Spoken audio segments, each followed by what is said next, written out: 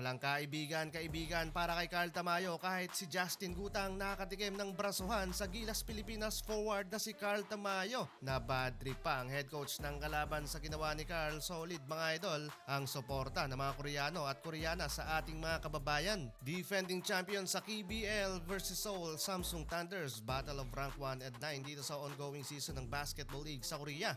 Nakaraan tinalo ng Son Jose Gunner ang kupunan ni Carl Tamayo. First 5 si kabayan ng LG. Pero panimulang opensa ng LG Sakers, nagmintes kagad ang Gilas forward sa kanyang first attempt from the 3-point line. Sa transition bawi kaagad si Carl, drive and kick 3-pointer naman ng kanilang local player. Under 6 minutes mark, 2 points na para kay Carl Tamayo while 10-0 run mga idol ang home team. At mula sa extra pass pa ni Carl from wing to wing 3-pointer, timeout mga idol ang Thunders. After timeout, still in rhythm pa rin dyan ng LG Sakers. Carl Tamayo to cut the baseline mula sa assist ni Asi Marie. Nakapag-draw pa dyan mga idol ng foul si kabayan mula sa kalaban and 1 out of 2 free throw. Dalawang beses mga idol nakasabit ng foul si kabayan Carl. Total of 2 out of 4 free throw ang kanyang naipasok doon. Solid mga idol ng suporta ng mga Koreano at Koreana ay kabayan. Last 3 minutes ng first quarter, pinasok naman ng Thunders ang isa pa nating kababayan na si Justin Gutang. Walang kaibigan or kabayan kay Carl Tamayo kahit si Justin Gutang binabraso doon ng big man sa shaded area. Bago magtapos mga idol ang first quarter, back-to-back 3-pointer pa ang ginawa dyan ng Seoul Samsung Thunders para may baba pa sa 8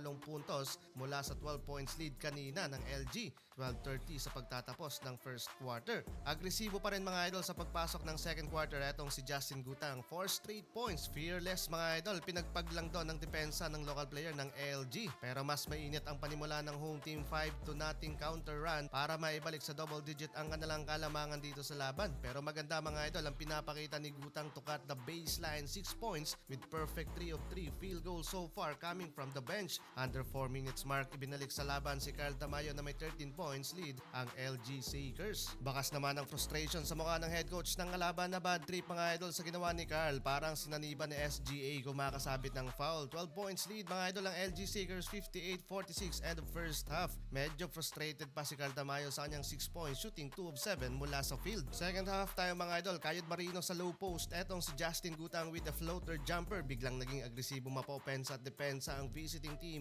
8-0 run mga idol ang ginawa ng Seoul Samsung Thunders to force a timeout sa home team. Counter run naman mga idol kagad ang ginawa dyan ng home team after timeout. 7-0 run and 1 basket pa para sa Egyptian Center. 4 minutes mark, first field goal naman ni Carl Tamayo dito sa second half from elbow jumper. Good defense by Asi Marie. Siya nga pala mga idol sa naging laban ni na Carl Tamayo kontra kana KQ, naitala niya ang kanyang 1,300 points sa KBL history to mga idol sa kanyang career. Down the stretch, pressure to mga idol para sa LG Sakers. Naghahabol na sa scoring ang visiting team, down by 4 points na lang mga idol ang kanilang kalamangan. Anyari sa LG, nagpakampante masyado. Borado yung kanilang 12 points biggest lead kanina. Last 5 minutes, finally, nakagalaw na din ng LG Sakers at kanilang local player ang kumakana dito habang nasa bench naman sina Carl Tamayo at Asi Marie. And just like that, na ibalik nila mga idol sa double digit ang kanilang naging lamang. Kamuntikan pa sanang ma-choke dyan ng LG Sakers. Finally, a must win from past 2 lose streak nila. While 5 lose streak naman mga idol ang Thunders.